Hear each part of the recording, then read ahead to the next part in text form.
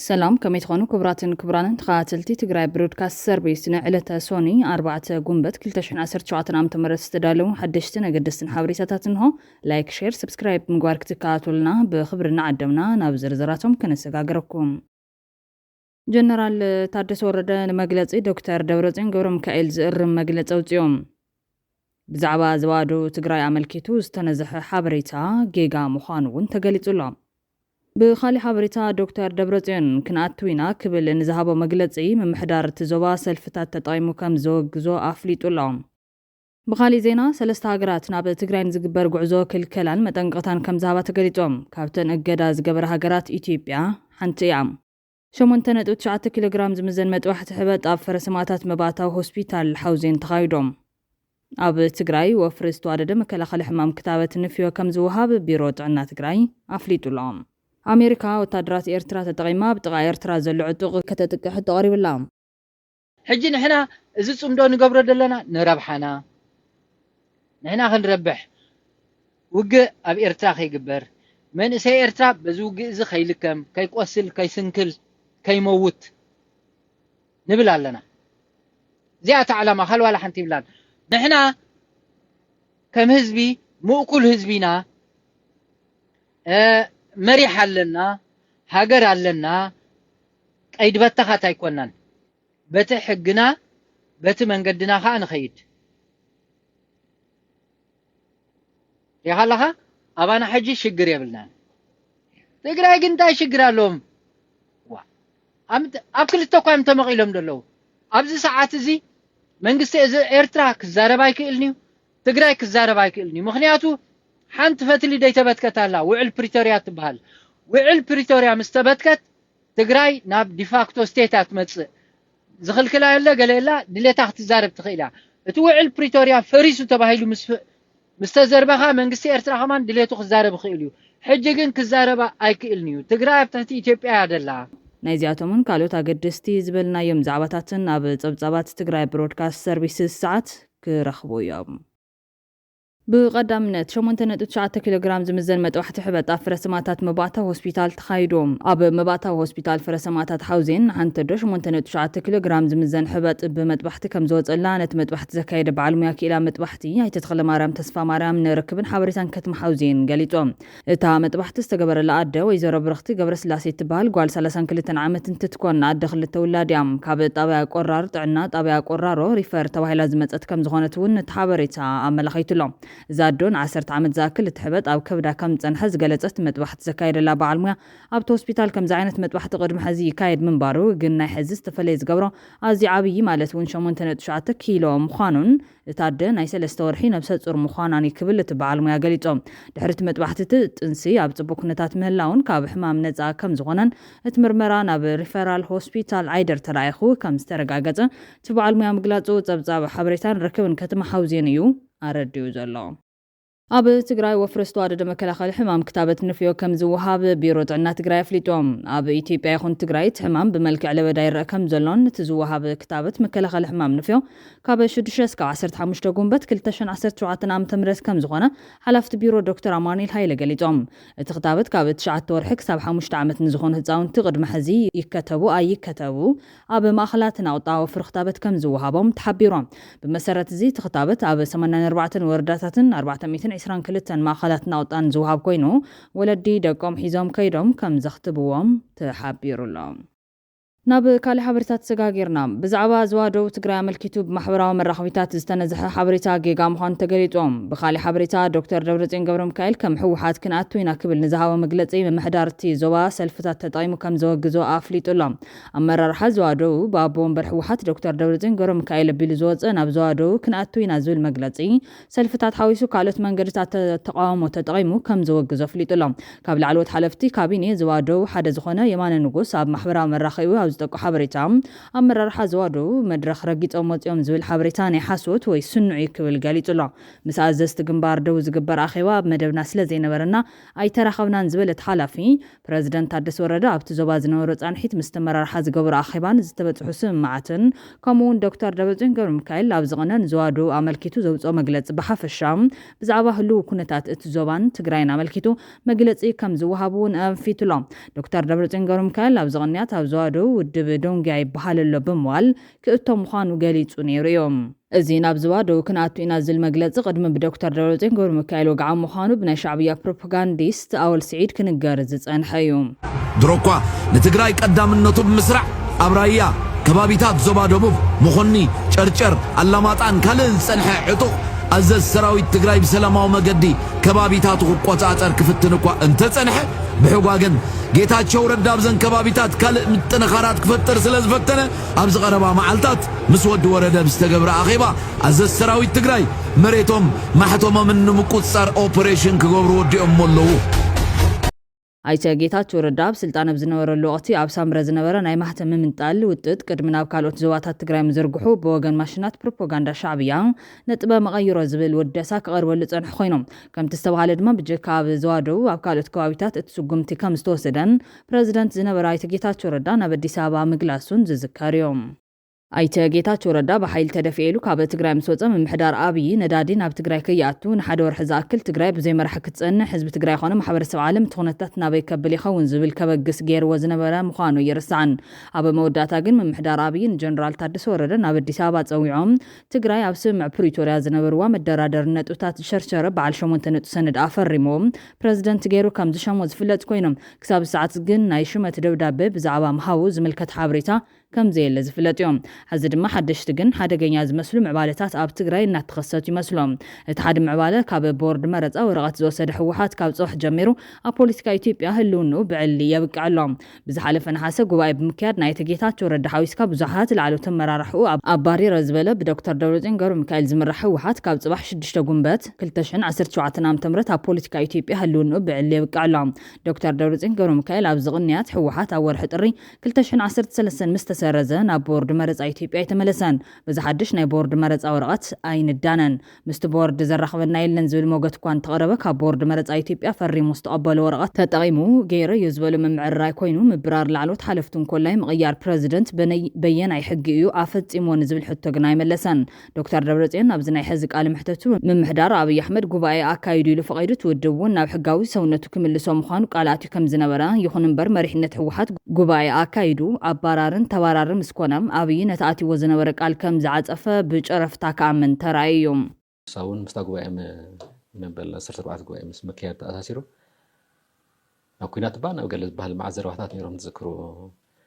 ድሕሪ ጉባኤ ካይድኩም ከይተመዝገብኩም ናብ ኩናት ክእቱ እዩ ኣብ ዞባ ደቡብ እውን ኣብ ተወሰነ ከባቢታት እውን ወላ እንደርታን ናብ ዋጅራት እውን ናብ ኩናት ክእቱና እዮም ጉባኤ ማለት ኩናት لازم مرات سلام لي هاتدلي خويناتنا تهالي يسرح له نيرو كابيا توغيسنا غريفنا انا نيرنات مونغو اواج ململو نوصي نيرو كنتو اواج حدش مزغبا سلازبل احنا غريفنا انا نيرو مونغو بزح زرباتات نيرو غريفنا انا غوباينا انا نخيب نيرنا توخسي اي توخس زربا ذا غوباين مالت توخسي دبل مسمصات كن እንደገና زربا غيرنا مس طالع مسكارت حلفتي تزرارينا وحسكم جواهم زي تكايدو مال تسرز حقا وسنوتكم سحيزكم زيلكم زخنا ورقات يكون تسرز وا نسو زكال تخوينو دا نحنا مع صلينا يل مجرشو كن تسرز حقا وسن مملاس تكونس حدش مزغبا وا انت لا اين قبلين لا اين اخو انا كاين بتسرتك تخير جوا يل ከም ውጽኢቱ ድማ ብዝሓለፈ ነሓሰ ጉባኤ ብምክያድ ናይ ጌታቸው ረዳ ሓዊስካ ብዙሓት ላዕሎት ኣመራርሓ ኣባሪረ ዝበለ ብዶክተር ደብረጽዮን ገብረ ሚካኤል ዝምራሕ ሕወሓት ካብ ጽባሕ 6 ጉንበት 2017 ዓ.ም ኣብ ፖለቲካ ኢትዮጵያ ህልውኑ ብዕሊ ከም ዘብቅዕ እዩ ምምሕዳር ኣብይ ኣሕመድ ኣረጊጹ ዝገልጽ ዘሎ ብኻልእ ወገን ድማ ናብ ትግራይ ጉዕዞ ዝገብሩ ወጻእተኛታት ካብ ሎሚ ጀሚሩ ገደብ ተገይሩሎም ኣሎ እዚ ገደብ ዶክተር ደብረጽዮን ገብረ ሚካኤል ንምምሕዳር ዘዋደው ንምቁፅጻር ከም ዝወሰኑ ዶክተር ደብረጽዮን ብዕሊ ኣብ ዝገልጸሉ ወቕትን ውድብ ሕወሓት ብቦርድ መረፃ ከም ዝስረዝ ኣብ ዝንገረሉ ዘሎ እዋን እዩ ብመሰረት እዚ ጀርመን ዜጋታታ ካብ ትግራይ ክወፁ ወይ ድማ ናብ ትግራይን ካልኦት ሽሞም ዝፀርሐቶም ከባቢታትን ከይኸዱ ኣጠንቂቓላ ጀርመን ዜጋታታ ካብ ሓደጋ ናይ ምክልኻል ሓላፍነት ንክትዋፃ ዝገበረቶ እዩ ብተማሳሊ ካናዳ ዜጋታታ ሎምቐለ ናብ ትግራይን ካልኦት ብሽሞም ዝረቑሐቶም ከባቢታትን ፍጹም ከይትኸዱ ኢላ መጠንቀቕታ ኣውፅያላ ኣብ መቐለ ኢንዳስትሪ ፓርክ ዝነበሩ ሰብ ሃፍቲ ማሽናቶም ካብ ሃገር ንምውፃእ ሕቶ ኣቕሪቦም ዝብል ሓበሬታ እውን ወፂሎም ኣብ ውሽጢ 9 ዋርሕ ልዕሊ 37,000 ሰራሕተኛታት ካብ ስርሖም ከም ዝለቓቑ ዝተነገረ ኮይኖም ኣብ ትግራይ ዝነበሩን በቲ ጆኖሳይድ ኣብ ውግእ ምክንያት ናብ ሃገሮም ከይዶም ዝነበሩ ሰብ ሃፍቲ ኣብዚ ሕዚ ሰዓት ኣብ መቐለ ኢንዳስትሪ ፓርክ ዝርከቡ ማሽናቶም ካብ ሃገር ንከውፁ ሕቶ ኣቕሪቦም ከም ዘለውን ኢንዳስትሪ ፓርክታት ልምዓት ኮርፖሬሽን ንተወከልቲ ህዝቢ ኣብ ዘቕረቦ ናይ 6 ወርሒ ትልሚ ኣፈፃፅማ ኣፍሊጡ እዮም እቶም ሰብ ሃፍቲ ዳግም ስርሖም ንክጅምሩ ዋላ እኳ እንተተሓተቱ ፈቃደኛታት ከም ዘይኮነን ኣብ ካልእ ሃገር ከይዶም ንክሰርሑ ንብረቶም ከውፁ ንክፍቀደሎም ከም ዝሓተቱን እዩ ተገሊጹ ዘሎ ካልእ ሓደገኛ ምዕባለ ድማ ኢትዮጵያ ንካናዳን ጀርመንን ተኸቲላ በጻሕቲ ዓዲ ናብ ትግራይ ከይኣቱ ዝኸልከለት ሳልሰይቲ ሃገር ኮይናላ ወጻእተኛታት ናብ ትግራይ ከይኣቱ ይዕገቱ ኣለው ክብል ሓላፊ ቢሮ ቱሪዝም ትግራይ ገሊጹሎ ናይ ወጻኢ ቱሪስትን ዓለም ለኸ መሻርክትን ኣብ ዝሓለፉ ቅንያት ናብ ትግራይ በረራ ከይገብሩ ከም ዝተኸልከሉ ሓላፊ ቢሮ ቱሪዝም ትግራይ ገሊጹ እዮም ሓላፊት ቢሮ ዶክተር ኣጽባሃ ገብረዝጋብሔር ኣብ ወግዓዊ ማሕበራዊ መራኸቢ ኣብ ዘካፍል ሓበሬታ መንገዲ ኣየር ኢትዮጵያን ዝሓለፉ 3 መዓልታት ወጻእተኛታት ዜጋታት ናብ ትግራይ በረራ ከይገብሩ ዓጊቱ ምህላው ገሊጹሎም እቶም ኣብ ትግራይ ዘለዉ ገለ ወጻእተኛታት ክወፁ ይምከሩ ከም ዘለዉ እውን ኣመልኪቶም ዋላ እኳ ካብ መንግስቲ ኢትዮጵያ ወግዓዊ መጠንቀቕታ እንተዘይተዋሃበም ናብ ትግራይ ብነፋሪት ክኸዱ ዝፍትኑ ወጻእተኛታት ገያሾ ፍቓድ ካብ ሃገራዊ ኣገልግሎት ስልያን ጸጥታን ኢትዮጵያ ዝገልጽ ደብዳቤ ከም ዘድሊ ከም ዝተሓበሮም ገሊጾም መንገዲ ኣየር ኢትዮጵያን ሰበስልጣን ፌደራልን ዝቐረበሎም ሕቶ ርእይቶ ወይ መልሲ ኣይሃቦን ይኹን እምበር ሓላፊ ቢሮ ቱሪዝም እቲ ቢሮ ነቲ ጉዳይ ንምፍታሕ ምስ ፕረዚደንት ጊዜያዊ ምሕዳርን ሰበስልጣን መንግስቲ ፌደራልን ይዘራረብ ከም ዘሎ ገሊጾም እዮም ቅድሚ ዝተወሰኑ መዓልትታት ማለት እውን 3 ጉንበት 2017 ዓ.ም ጀሚሩ ናይ ደገ ቱሪስትን ናይ ፕሮጀክት መሓዙትን ናብ ትግራይ ከይመጹ ኣብ ኣየር መንገዲ ይኽልከሉ ከም ዘለዉ ቀዲሞም ዝኣተው ድማ ትግራይ ገዲፎም ክወፁ ይግበር ከም ዘለዉ ሓበሬታ በፂሑና ኣሎ ዝበለ ዶክተር ኣጽባሃ ገብረዝጋብሔር ምኽልካል ንምንታይን ክሳብ መዓዝን ኣጻሪኻ መፍትሒ ንምምጻእ ዝምልከቶም ኣካላት ፕረዚደንት ታደሰ ወረደ ሓዊሱ ናይ ፌደራል ኣካላት ክሰርሕሉ ቢሮ ባህልን ቱሪዝምን ትግራይ ሕቶ ቀሪቡሎም ዝህሉ ምዕባለ ንቤተሰብ ቱሪዝም ኢንዳስትሪ ከነፍልጥ ኢና ከም ተጋሩ ዝተበላሸወ ምስልና ብሕብረት ንህነፅ ትግራይ ተመራፂትን ተደላይትን ዓዲ ንምግባር ሰሚርና ንስራሕ ውሽጣዊ ሓድነትናን ሰላምናን ኣስጢምና ብመሓዝ ስጋት ሃወፅቲ ንፍታሕ ዓለም ለኻዊ ርክባትና ነጠናኸረ ዝብል መልእኽቲ እውን ኣመሓላሊፉሎም ካልእ ኣብ ዝወጥሪ ኩነታት ኣብ ትግራይ ልዕሊ 15,000 ትንፋስ ኣብ ሓደጋ ሞት ከም ዘለውን እናተገለጸ እዮም ናብ ዓድና ኢልና መፂና ተኻይድና እናርአና ንመውት ኣለና ክብሉ ካብ ሱዳን ናብ ትግራይ ዳግም ዝተመዛበሉ ወገናት ገሊጾም ኣለዉ ኩሉ ስደተኛን ተመዛበልን ኣብ ዓሚቕ ፀገም እዩ ዘሎ ግና ዓድና ሰብና ኢልና መፂና ሓጋዝ ሲእና ዝበሉ ዞም ወገናት ናብ ዓዶም ዳግም ተመዛቢሎም ሰማዕ ዝሰኣኑ ጉፉዓት ስደተኛታት ጊዜያዊ ምሕዳር ኣበየለኻም ትካላት እምት ኣበየለኹም ሰብ ሃፍቲ ትግራይ ኣበየለኹም ግብርቲ ሰናይ ኣበየለኹም ዲያስፖራ ኣበየለኹም ዝብል ምቕራቦም ፈለግ ዝተባሃለ መርበብ ሓበሬታ ኣመላኺቱሎም እቲ ጻውዒት ህፁፅ ህይወት ድሕን ኣብ 7 ክፍላተ ከተማ መቐለ ልዕሊ 15,000 እስትንፋስ ዝሓዘ 3,603 መራሒ ስድራ ከይጠፍእ ክድሕን ዝጠልብ እዮም ካብ ሱዳን ተሰዲዱ ዝነበረ ናብ ዓዲ ኢሉ ዳግም ናብ መቐለ መፂኡ ሰኣን ኣያ ሓጋዝ ሲእኑ ይሓምምን ይመውትን ስለ ዘሎም ኣብ ውሽጢ ዓድን ወፃን ዝርከቡ ገበርቲ ሰናይ ዲያስፖራ ሰብ ሃፍቲ መንግስትን ፈታዊ ህዝቢ ምዕራብ ትግራይን ነቲ ብስቃይ ኣብ ኣፍ ሞት ዘሎ ምስ ቀረበ ከይንስእኖ ብህፁፅ ክበንበፅሐሉ ንፅውዕ ክብሉ መተሓባበሪ መዕቆብ ማእኸላት መቐለን ከባቢያን ተጋዳላይ እስጢፋኖስ ገብረ ክርስቶስ ፀዊዖም ኣለዎም ኣብ ሽረን ከባቢያን ናብ ካልኦት ከባቢታት ከምዚ ዓይነት ፀገም ስለ ዘሎ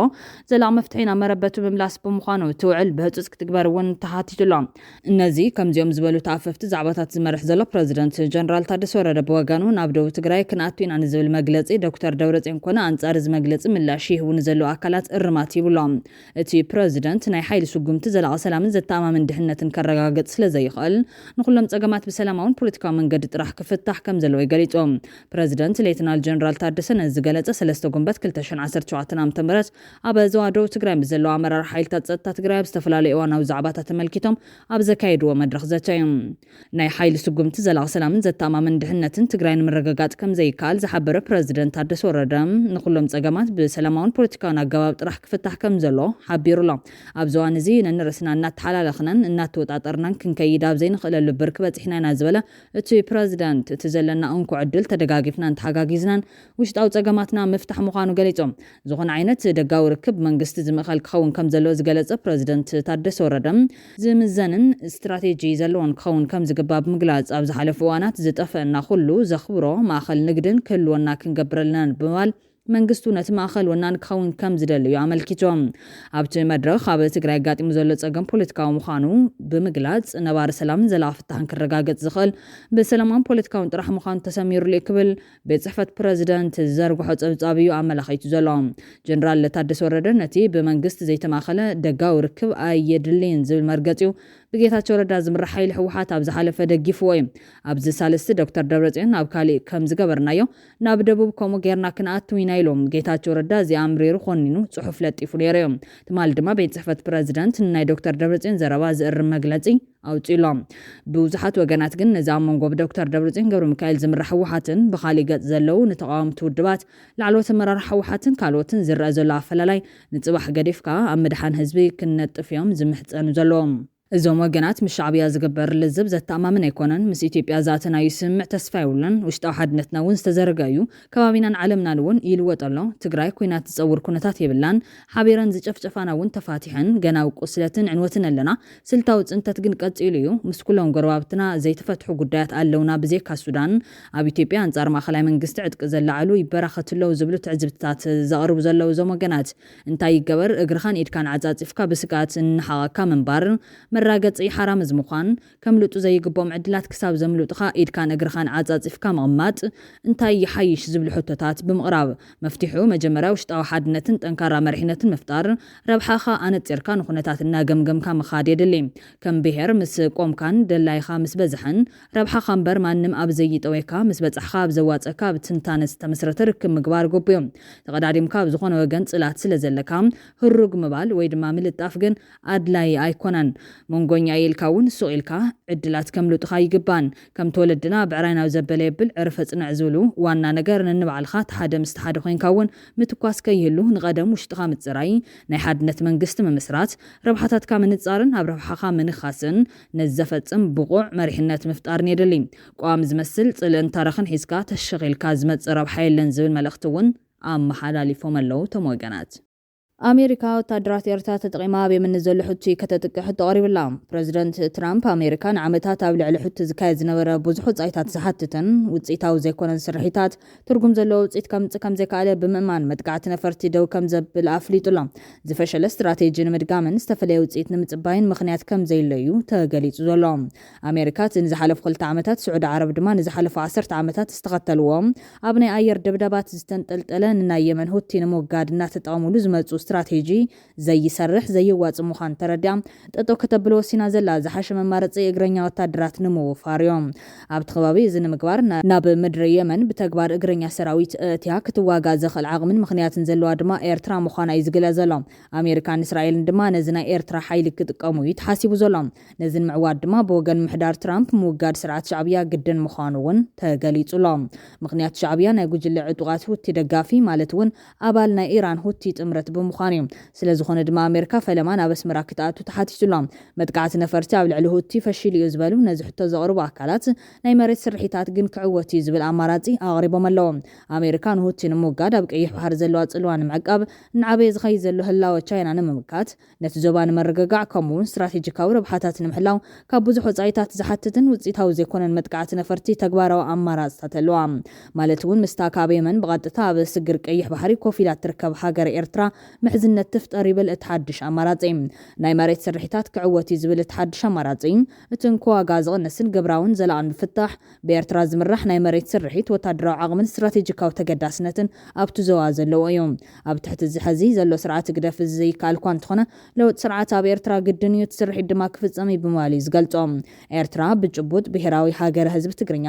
ኣዝዩ ዝተዋሃደ ህዝቢ ዘለዋ ብዘይ ቀቢላ ወይ ከዓ ዓሌታዊ ኣቀዋማ ዝተመስረተት ሃገር ምዃና ዝገልጽ እዚ ሓድሽ እማመ ኤርትራ ምስ እስራኤልን ኣሜሪካን ሓበራዊ ሱር ስልጣነ ኣይሁድ ክርስቲያን ትካፈል ምዃና ካብ 1943 ክሳብ 1977 ኣቋፅራ ፈረንጂ ኣሜሪካ ኣብ ኣስመራ መደበር ቃኘ ብምንቅስቃስ ኤርትራ ኣብ ኣፍሪካ ናይ መጀመርታ ወታደራዊ ማዓስከር ኣሜሪካ ገይራታ ምንባራ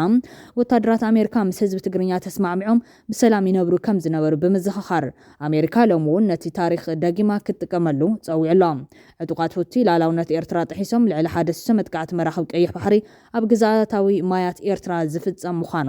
እቲ መጥቃዕቲ ድማ በቲ ነብሱ ከም ኣካል ናይቲ ናይ ተቃውሞ ደንበ ዝበሃል ናይ ኢራንን ቻይናን ሁትን ዝርያ ውልቀ መላኺ መራሕ ኢሳያስ ዝግበርን እዚ ብቐጥታ ኣንጻር ረብሓቲ ብበዝሒ ደቀባት ትግርኛ ዝጻረር ምዃኑን እዩ ዘመልከት ኤርትራ ውሽጣውን ግዳማውን ስጋታት ዘይብላ ርጉን ሰላማዊትን ሃገር ናይቲ ዞባ ኮይና ትቐጽል ምህላዋ ንየመን ቀይሕ ባሕሪ ወሽመጥ ዓደን ባሕሪ ዓረብን ሰሜናዊ ምዕራብ ህንዲ ውቅያኖስን ንምርግጋዕ ምስ ኣሜሪካ ምስ ዝሳነዩ እሙናት ሓይልታት የመን ብምውሓድ ልዕሊ 100,000 ሰራዊት ኤርትራ ኣብ የመን መሬታዊ መጥቃዕቲ ብምክያድ መርገጽታት ሁቲ ብምቁጽጻር ትሕዝቶታቶም ንምውናን ዝሕግዝ ስሙር ልዑል ስነ ስርዓት ዘለዎ ዓብይ ሃገራዊ ሰራዊት ክትውንን እትኽእል እንኳ ሃገር ምዃና እውን እዩ እቲ ኣሜሪካ ፈለማ ናብ ኣስመራ ክትኣቱ ዝጽውዕ እማመ ገሊጹ ዘሎ ኤርትራ ንሃገርን ንምርግጋዕ ነቲ ብዓለም ደረጃ ተፈላጥነት ዘለዎ መንግስቲ የመን ንምሕላውን 30,000 ምሩጻት ሰራዊት ኤርትራ ኣብ የመን ብቐዋምነት ከተቐምጥ ትኽእል እያ ዝብል እቲ ምትእትታው ኣሜሪካ ኣብ ኤርትራ ዝጠልብ ዘሎ ሕቶ ስትራቴጂካውያን መሻርክቲ ስዑድ ዓረብ ኣውሮፓን ኣሜሪካን ነቲ ስርሒት ከምውልኦ ይኽእላ እየን እስራኤል ድማ ከተዋህዶ ትኽእል እያ ይብል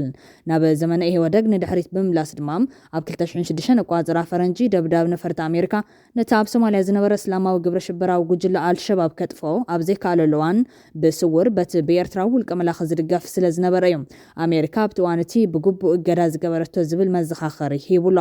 ኣብቲ እዋን ነቲ ኩነታት ዝቐየረ ሓይሊ ኣየር ኣሜሪካ ይነበረን ወሳኒ ዞባዊ መሬታዊ ምትእታዊ ነይሩ ነብስየር ቀዳማይ ሚኒስትር ኢትዮጵያ መለስ ዜናዊ ሓያል ሃገራዊ ሰራዊት ኣዋፊሩ ናብ ሶማልያ ኣትዮም ንኣልሸባብ ጨፍሊቑ ስርዓት መሊሱ ሃገር ኣረጋጊዑ እቲ ተልእኾቲ መጥቃዕቲ ኣየርን ዲፕሎማስን ኣብ ዝፈሸለሉ እዩ ተዓዊቱ ብምባል ድሕሪ ኢሳያስ ዘላ ኤርትራ ከምቲ መለስ ድሕሪ ደርጊ ንኢትዮጵያ ኣብ ሓሲት ፀጥታ ናይቲ ዞባ ክትከውን ዝገበራ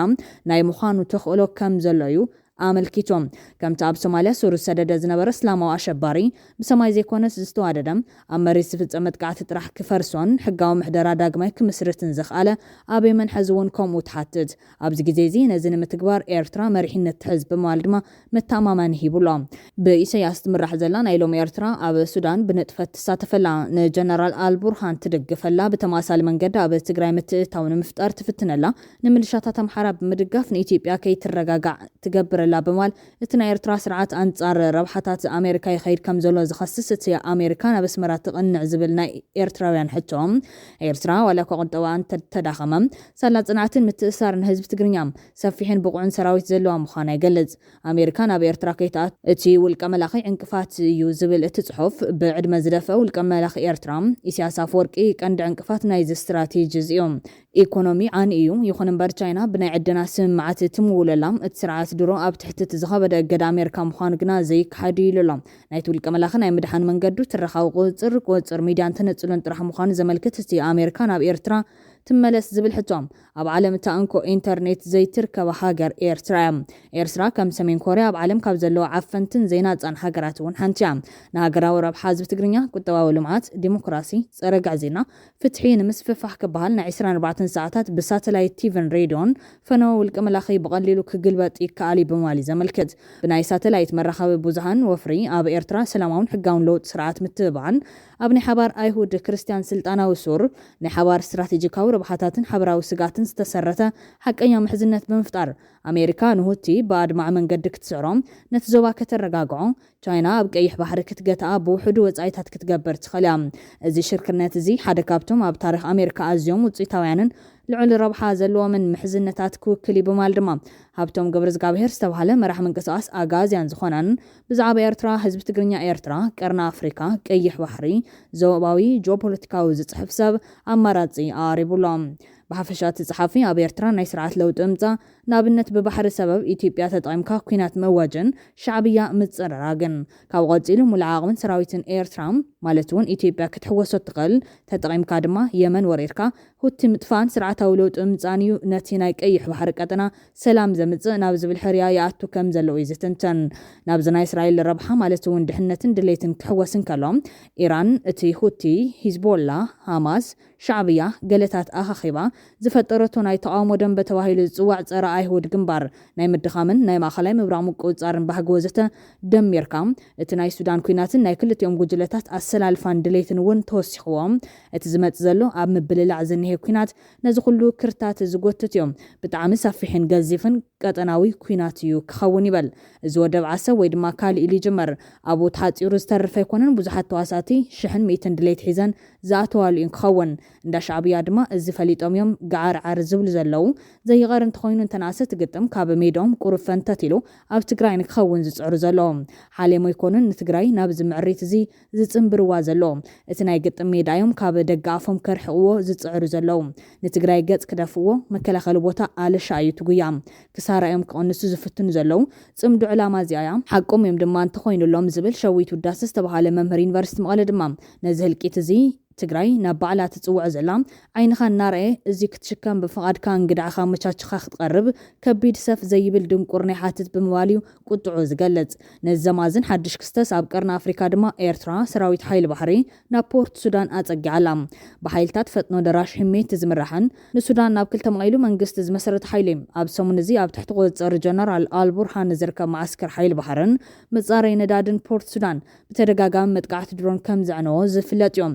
ዝተፈነወሉ መጥቃዕቲ ሓይሊ ባሕሪ ኣልቡርሃን ሙሉ በሙሉ ካብ ጥቕሚ ወፃእ ኮይኑሎም በዚ መሰረት ንሓፈሻዊ ርእሰ ምክልኻልን ንወሰናወሰን ፖርት ሱዳንን ፓይሬት ጀላቦን ክንከላኸል ኢና ብዝብል ምክንያት ሓይሊ ባሕሪ ኤርትራ ናብ ወሰናወሰን ባሕሪ ፖርት ሱዳን ኣቕኒዑሎም ሰራዊት ጀነራል ደጋሎ ናብ ፖርት ሱዳን ዝቕንዕ ዘሎ ሓይሊ ባሕሪ ኤርትራ ኣብ ቀይሕ ባሕሪ ከነጥሕሎ ኢና ክብል ተሓኒ ምህላው ምንጭታት ካብቲ ከባቢ ይሕብሩሎም በዚ ምክንያት ኣብ ቀርና ኣፍሪካ ሰፊሕ ኩናት ከይለዓል ስጋት ፈጢሩሎም ቀጻሊ እንታይ ይኸውን ሓቢርና ንሪኦ ክኸውን እዩ ጽምዶ ናበይ ከም ዘመርሕ ኣንፈቱ ይህበሎ ብወገን ትግራይ ግን ንውሽጥና ንጠመት ኣሰላልፋና ድማ ነማዕራር ዝብል ፀቐጢ እናበርትዐ እዩ